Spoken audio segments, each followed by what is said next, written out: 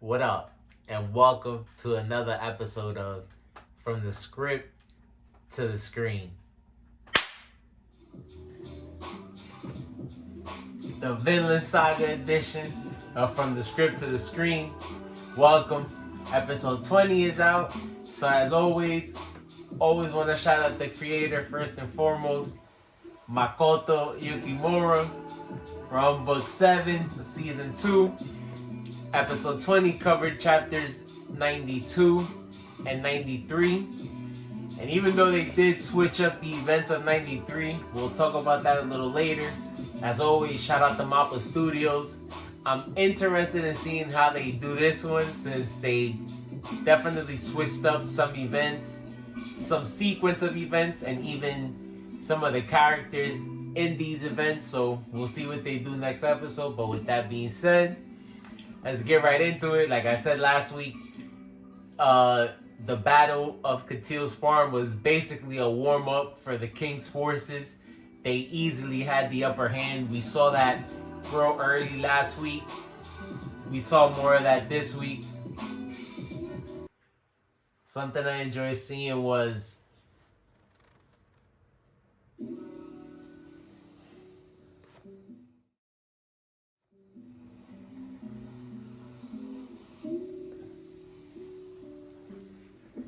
it was cool once again to see a little bit of Snake's fine work with the sword. We see him come in and save one of the farmhands just in the nick of time. And we do see that he'd be able to handle his own if he had a couple one-on-ones or just had to fend for himself. But obviously, the other people on the battlefield have damn near no battle experience, and so they're getting, like I said, overwhelmed easily. But we do see in this quick glimpse that Snake, I'm pretty sure, would have been able to take out more people by himself. But of course, the forces are made to retreat, try to save as much as they can, since, like I've been saying, they've been overwhelmed this whole time. And like Snake said, I guess Catil had to see his forces actually fight to see that he had no chance in this battle. Something I gotta bring up, of course, another person who we've seen that also does fine work with a sword, a true Viking in the sense of the word. We've seen Catil's son show how much of a beast he was before. And again, like Snake said, we actually see that he's somewhat of a decent strategist. And you gotta give him credit for what he tried to end the battle quickly, and tried to jump on Canute, run straight to him.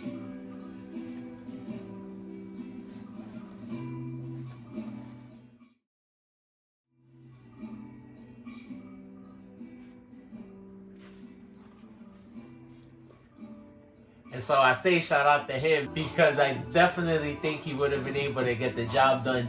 We saw what he was able to do to Canute with one blow. And if it wasn't for him having his guards near the scene, again, like I said, tall task that Thorgil was trying to even do.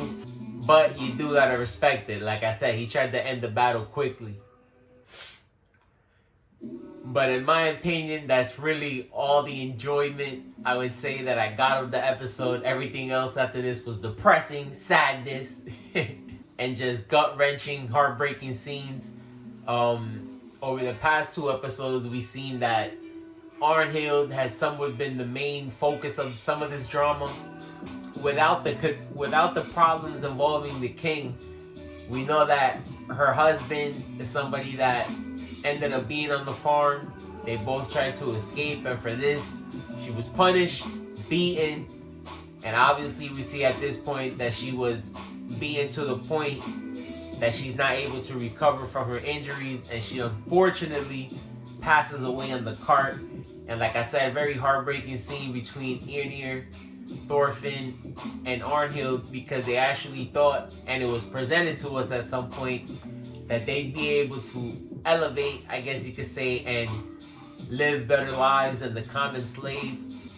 And of course, all these plans were tossed away because of the things that ended up happening. And of course, unbeknown to them, the king was also on his way, so their lives So their lives were going to change.